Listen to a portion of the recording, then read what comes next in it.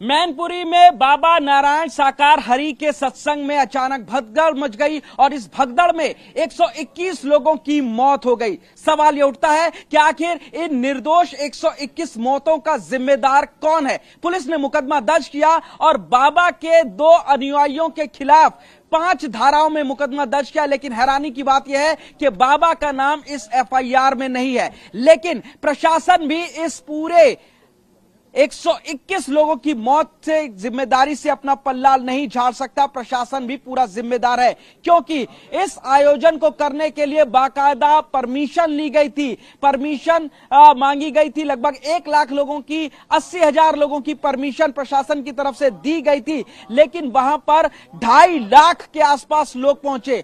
80,000 की परमिशन देने के बाद वहां पर पर्याप्त पुलिसकर्मियों की व्यवस्था होती है, लेकिन बताया जा रहा है कि महज 40 पुलिसकर्मियों की ड्यूटी वहां पर लगाई गई थी। इसके अलावा सिर्फ 1 डॉक्टर था। अगर किसी की तबीयत खराब होती है या कोई दुर्घटना होती है तो वहां पर उस स्थिति से निपटने के लिए, लोगों का इलाज करने के लिए, उनको फौरन चिकित्सा देने के लिए सिर्फ 1 डॉक्टर की तैनाती की गई थी। वहां पर कोई एम्बुलेंस नहीं थी, कोई फायर की टीम को वहां पर खड़ा नहीं किया गया था।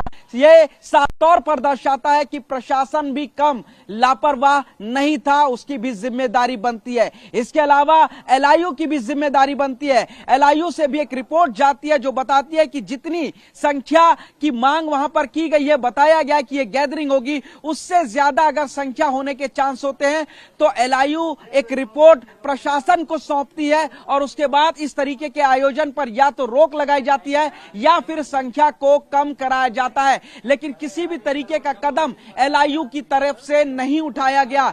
ये तो था हादसे के पहले की प्रशासन की लापरवाही, लेकिन हादसे के बाद भी प्रशासन की लापरवाही ने रुकने का नाम नहीं लिया। अस्पतालों में जब लाशों को पहुंचाया गया, अलग अलग जिले के अस्पतालों में, तो वहां पर भी लाशों को रखने की उचित व्यवस्था नहीं थी।